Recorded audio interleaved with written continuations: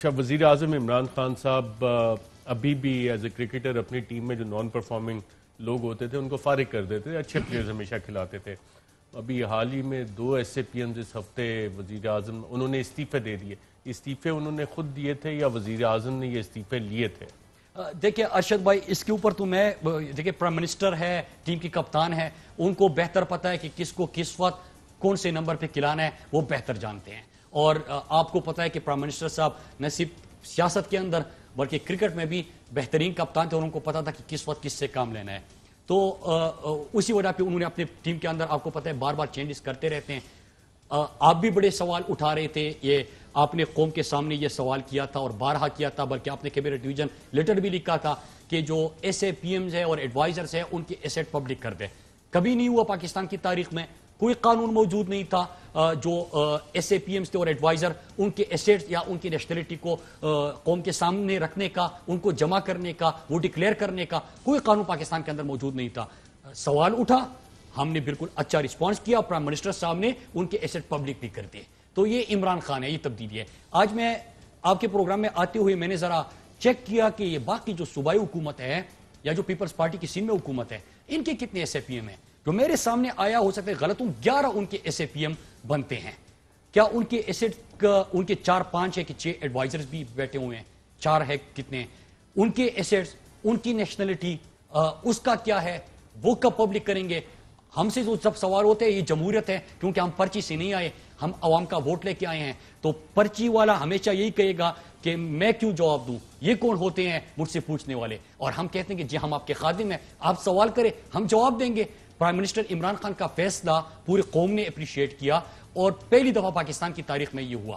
دوسری طرف ہم دوسروں سے بھی کہتے ہیں کہ آپ اپنی پارٹی لیڈرشپ کا، سندھ گورنمنٹ میں 11 ایس اے پی جو ایم، میں نے ابھی دیکھے شاید غلط ہو، صحیح ہو، میں نے کسی کو کہا کہ مجھے نکال، لیکن انہوں نے اپنے ایس اے پی ایمز اور ایڈوائزرز کی چیف منسٹر مراد علی شاہ صاحب کو، پاکستان پیپلز پارٹی کو، ان کے بھی ایسٹس اور نیشنلٹیز ڈکلیئر کرنی چاہیے۔ میں یہی کہہ رہا ہوں، بلکہ نہیں صرف یہ، بلکہ میں آپ کے پروگرام میں یہ بھی مطالبہ کرتا ہوں کہ جتنی پارٹی لیڈرشپ ہے، کیونکہ یا کوئی وزیر رہا ہے ماضی میں بھی، وہ بھی اپنی نیشنلٹی اور ایسٹ جو ہے وہ ڈکلیئر کر دے قوم کے پاس۔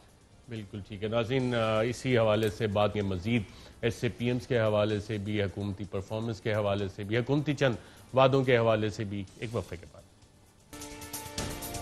ویلکم بیک ناظرین۔ منسٹر صاحب، پچھلے تقریباً 2 سال میں اپوزیشن نے ایک یہ پرسیپشن کافی حد تک کریٹ بھی کی، سوال بھی کرتے ہیں کہ یہ حکومت نااہل ہے، ان سے گورننس نہیں ہو رہی، تو 2 سال میں آپ نے کیا کیا ہے؟ دیکھیں، ایک چیز تو ہے ارشد بھائی کہ یہ ہمیشہ کہتے ہیں کہ ان کو سمجھ نہیں ہے، ان کا ایکسپیرینس نہیں ہے۔ کس چیز میں نہیں ہے؟ کرپشن میں نہیں ہے، نہ اہلی میں نہیں ہے، اقامے نہیں رکھتے، باہر اس پہ نوکری نہیں کرتے، ان کی طرح لوٹتے نہیں ہیں، روزانہ کی بنیاد پہ کوئی نیا سکینڈل سامنے نہیں آتا۔ یہ اگر نہ اہلی ہے تو یہ والا ایکسپیرینس تو کم از کم ہمیں نہیں چاہیے۔ اب آتے ہیں کہ ہم نے کیا کیا۔ دیکھیے ارشد بھائی، سب سے پہلے جو پاکستانی قوم، عام بندی کی میں بات کر رہا ہوں، یہاں پہ یہ چیزیں میٹر نہیں کرتی، کیونکہ ہر بندہ بڑے بڑے جاگیریں بنائی ہے، باہر جائیدادیں بنائی ہے، ان کے لیے میٹر نہیں کرتا پاکستانی قوم کو کیا چاہیے ہوتا ہے۔ پہلے یہ کہ وہ جب دیکھیں کیا لیڈر جو ہے وہ میرے پیسے کا تحفظ کر رہا ہے کہ نہیں کر رہا، عمران خان کر رہا ہے۔ پھر دوسری چیز یہ کہ عمران خان نے اپنے ذاتی گھر میں رہ کے، نہ پرائم منسٹر ہاؤس میں عالی شان مال میں، نہ 5 کیمپ آفیسز، ان کے 5 کیمپ آفیسز تھے بیرون ملک دورے پہ۔ کبھی بھی آپ نے نہیں سنا ہوگا کہ عمران خان اپنے ساتھ اپنے رشتہ داروں کو، اپنے فیملی کو لے کے جا رہے ہیں، بلکہ عام لوگوں کے ساتھ جہاز میں بیٹھ کے پرائم منسٹر صاحب وہاں پہ جاتے ہیں اور پاکستان کی نمائندگی کرتے ہیں۔ پھر ایک عام پاکستانی سے آپ پوچھے کہ ہاں گرین پاسپورٹ کی قدر ہونی چاہیے، 6 درجے اس میں بہتری آئی، لیکن جو آپ نے یو این کے اندر پاکستان کا، اسلام کا، کشمیر کا مقدمہ لڑا، اس میں آپ کو کتنی کامیابی ہوئی؟ جو بھی پرائم منسٹر جاتا تھا، یہاں پہ تو خرچے بہت لاکھوں میں، آپ عمران خان کے ایک وزٹ کا خرچہ نکالی یو این کا، اگر ہم $1,62,000 میں عمران خان کرتے ہیں، وہ $13 میں کرتے ہیں۔ عمران خان $50,000 لگاتا ہے، وہ $10-12 پہ وہ خرچی کرتے ہیں۔ نمائندگی کیا؟ ڈو مور کی پرچی ان کو تمائی جاتی ہے، ان کو دھمکیاں دی جاتی ہے، وہ ادب سے کھڑے ہوتے ہیں، بات وہ کر نہیں سکتے، یہاں وہاں جا کے لیبرل بن جاتے ہیں، کہتے ہیں کہ عمران خان بڑا دینی ہے، اور عمران خان ریاست مدینہ کی بات کرتے ہیں، ختم نبوت کی بات کرتے ہیں، اسلام کی بات کرتے ہیں، پاکستان کی بات کرتے ہیں۔ پاکستان میں 2 سال میں کیا ہوا؟ ٹیررزم سے ٹورزم تک آپ نے سفر طے کیا۔ یو این کا سیکرٹری جنرل بھی پاکستان آ کے یہ بات تسلیم کرتا ہے، پاکستان نے دنیا کی امن میں اپنا کردار ادا کیا۔ پاکستان اس وقت، اور جو بڑے منصوبے عوام کے لیے، میں آپ کو چند گنوا کے دیتا ہوں۔ سب سے پہلے ہم نے کیا کیا کہ جو سڑکوں پہ پاکستانی سوتے تھے، یہ ہم شاید لوگوں کو یہاں پہ پرواہ نہ ہو. مجھے پتا ہے کہ جب آپ گاؤں سے بڑے شہروں کا رخ کرتے ہیں وہاں پہ ٹھنڈے فرش پہ اور اس گرمی میں بھی سڑکوں پہ دیہڑی دار مزدور یا کوئی اپنے رشتہ داروں کے ساتھ اسپتال آیا ہو وہ سڑک پہ پڑا ہوتا ہے کیونکہ وہ پیسے نہیں دے سکتا کسی ہوٹل میں رہنے کے لیے. ان کے لیے آپ نے ریاست نے مہمان بنا دیا. اللہ کا شکر ہے نیت تھی, 1 سے شروع ہوا تھا 200 سے زیادہ ہو گئے. پھر اس کے ساتھ احساس پروگرام. پاکستان میں ہمیشہ ہم سنتے ہیں کہ بھوک سے اموات ہوتی ہے, غربت سے اموات ہوتی ہے, یہاں پہ جو بیوہ خواتین ہیں ان کے لیے کوئی پروگرام نہیں ہوتا. احساس پروگرام پہلے سال ہم نے 192 ارب روپے رکھے. کویت میں 144 ارب کا احساس ایمرجنسی کیش پروگرام لے کے آئے, دنیا نے اس کو اپریشیٹ کیا. پھر ابھی اس سال ہم نے 208 ارب روپے احساس پروگرام کے لیے رکھے. آگے آ جائیے, ان کا لیا ہوا قرضہ جو ہے اس میں ہم نے 5000 ارب روپے واپس کر دیے. ایز آف ڈوئنگ بزنس میں, کاروبار میں آسانی کے لیے پاکستان نے 28 درجے ترقی کی. پھر اس کے ساتھ ساتھ ہم نے ٹریڈ ڈیفیسٹ جو تھا وہ کم کر دیا. ہم نے آپ کا جو کرنٹ اکاؤنٹ خسارہ تھا اس کو ہم نے کم کر دیا. ہم نے معیشت جو آئی سی یو میں تھی اس کو آئی سی یو سے نکالا, اس کو ایک ڈائریکشن دے دی. اور پھر اس کے ساتھ نوجوانوں کے لیے کامیاب جوان پروگرام 100 ارب کا لے کے آئے. لیکن صرف یہ منصوبے نہیں, یہ تو فلاح کے منصوبے میں آپ کو بتا رہا ہوں. اس سے ہٹ کر اگر آپ جائیں گے ہر منسٹری کے اندر جو ریفارم ایجنڈا ہے تحریک انصاف کا اس کے اوپر کام ہو رہا ہے. جو بھی وزارت میں آپ دیکھیں گے ان کے ساتھ کمپیئر کریں گے تو آپ کو بہت بہترین نظر آ جائے گی. عوام تو کہتی ہے کہ مہنگائی ہوتی جا رہی ہے, چینی مہنگی, آٹا مہنگا, بجلی مہنگی, پیٹرول مہنگا, یہ ساری چیزیں عوام تو کہتی ہے, اس پہ کیوں نہیں اثر نظر آ رہا؟ بالکل آپ نے صحیح سوال کیا. جو پاکستان نے قرضے واپس کرنے تھے جب ہم حکومت میں آئے تو ہم نے پہلے سال 2500 ارب ان کا لیا ہوا قرضے کی سود قیمت میں ہم نے ادا کرنے تھے. ہم نے ادا کیے 5000 ارب روپیہ ان کا لیا ہوا قرضہ ہم نے ادا کر دیا. اب آتے ہیں کہ پیٹرول مہنگا, آپ کی گیس مہنگی, آپ کی بجلی مہنگی. یہی تو کچھ دیر پہلے میں آپ کو بتا رہا تھا کہ 20 سال تک ایگریمنٹس یہ کر گئے ہیں, پاکستانی بجلی استعمال کرے نہ کرے, پاکستانی گیس استعمال کرے نہ کرے, وہ جو جن سے انہوں نے کمیشن لیے ہوئے ہیں, جن کو انہوں نے کانٹریکٹس دیے ہوئے ہیں, ان کو پیسے ضرور پاکستانیوں نے ادا کرنے ہیں. اس کی بھی ہم نے تحقیقات کی, اس کے اوپر بھی ہم کام کر رہے ہیں. اور آگے 3 ڈیم اس وقت بننے جا رہے ہیں. ہائیڈل پہ آپ جائیں گے آپ کو سستی بجلی ملے گی. یہ اب ظاہری سی بات ہے کہ ایک دن میں تو ہم نے ڈیم نہیں بنانا.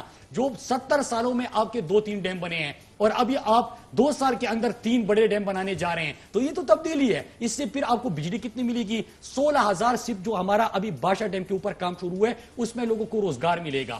16,000 افراد کو سستی بجلی ملے گی. پاکستان کو پانی کا ذخیرہ کرنے کا موقع ملے گا. جو سیلاب اور باقی چیزیں ہوتی ہیں وہ آپ دیکھ لیجئے. کلائمیٹ چینج بڑا ایشو ہے.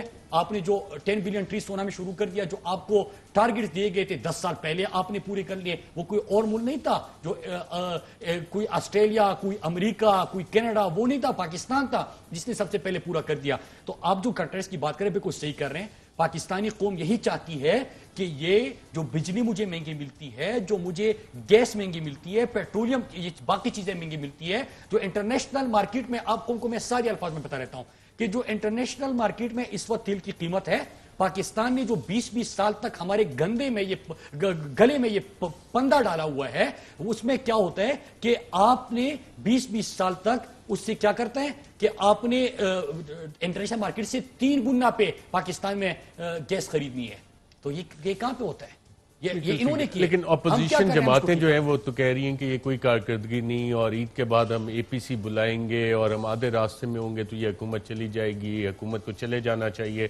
تو اپوزیشن کی یہ جماعتیں ہیں وہ کہہ رہے ہیں کہ ہم انقلاب لے کے آ رہے ہیں, دھاندلی تھی الیکشن میں, سلیکٹ کیا گیا اس حکومت کو, تو تھریٹ محسوس کر رہے ہیں آپ اپوزیشن سے؟ دیکھیں اب وہ کل آپ نے مناظر دیکھے تھے پرسوں, وہ ٹی ٹی والا کہہ رہے ہیں کہ یہ لیڈ کرے گا, وہ جو فرزندی زرداری کہہ رہا ہے کہ وہ یہ لیڈ کرے گا. دونوں کو پتہ ہے کہ ناکامی ہونی ہے. وہ کس منہ سے قوم کا سامنا کریں گے؟ آپ نے دیکھا تھا کہ جب کشمیر کاس کو ہم کہاں تک لے کے گئے, پوری دنیا کے اندر ایک ہی بحث ہو رہی ہے, کشمیر کی آزادی کے اوپر بات ہو رہی ہے. انڈیا کا اور مودی کا چہرہ عمران خان نے بھی نقاب کیا, یو این کی سپیچ ہو گئی, پوری دنیا میں پاکستان کا نیریٹو جا رہا ہے. انٹرنیشنل میڈیا پہلی دفعہ کشمیر کاس کے اوپر بات کر رہا ہے, کشمیروں کی قربانی کے اوپر بات کر رہا ہے. ادھر فضل الرحمان آ گیا, اس کو لے کے آئے. یہ خود کشمیر کمیٹی کا چیئرمین تھا, نہ اس وقت کشمیر کاس کے لیے کچھ کیا.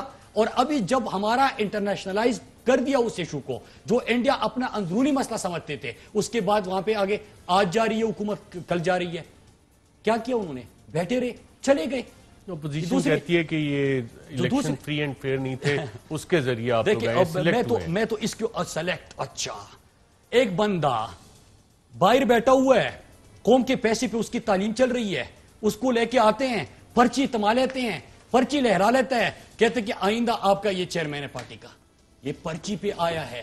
پھر اس کے ساتھ ساتھ آپ جو دوسری جماعت ساتھ میں بیٹھی ہے، یہ شہباز شریف، اس کو کس چیز کے، ابھی آپ نے اس کا انٹرویو اور جو اس کی گفتگو ہے آپ نے سنی، وہ کیا کہہ رہا ہے؟ وہ کہہ میرے ساتھ تو کمٹمنٹ ہوئی تھی، چور دروازے کا انتظار کر رہا ہے، کوئی اپنے لیے بندہ ڈھونڈ رہا ہے۔ پھر آگے آئی ہے نواز شریف کی میں بات کروں، سلیکٹرز کی بات کر رہے ہیں نا، کہ ایک بندے کو انہوں نے ایکٹر بنانا تھا، رنگیلا کے پاس بھیجا، ناکام ہو گیا، ایکٹر نہیں بن سکتا، باقی جو سیاست میں آئے تو اچھی ایکٹنگ کی ہے اس میں، مجھے کیوں نکالا آپ نے سنا ہوگا، ذرا قوم کو ایک ارشد بھائی میں ریکویسٹ کرتا ہوں اگر وہ دکھائے قوم کو ایکٹنگ نظر آ جائے گی، کہہ رہے کہ ایکٹنگ کرنی ہے، ایکٹنگ کے لیے بھیجا، رنگیلا کہتا کہ یار یہ تو مطلب نہیں کر سکتا، کرکٹر بنانا تھا، جم خانہ جاتا تھا اپنے ساتھ ہم باہر لے کے جاتا، چلو کرکٹر بھی نہیں بنا، اب ایک بندہ کسی کام کا نہیں تھا، کہتے کہ کیا کرے، جنرل جیلانی اور جنرل ضیاء الحق کی کوکھ سے اس کی سیاست نے جنم لیا، اس کو فائنانس منسٹر بنایا، آئی جے آئی بنتی ہے، مین سٹریم پولیٹکس میں لے کے آتے ہیں، پھر اس کے بعد ہمیشہ سے ان کی سیاست کیا رہی ہے، جسٹس قیوم کے فون کال سنا دیجئے، یہ جو کس کس سے ملتے رہے، کیا کچھ کرتے رہے، آج شہباز شریف جو ہے وہ آج کے دن بھی کہہ رہے ہیں، پرانی باتیں چھوڑے، آج کے دن بھی کہہ رہے ہیں کہ میرے ساتھ کوئی کمٹمنٹ ہوئی تھی، کسی کمٹمنٹ کا ذکر کر رہے ہیں، کسی کے انتظار میں تھے، آگے کمٹمنٹ وہ ذکر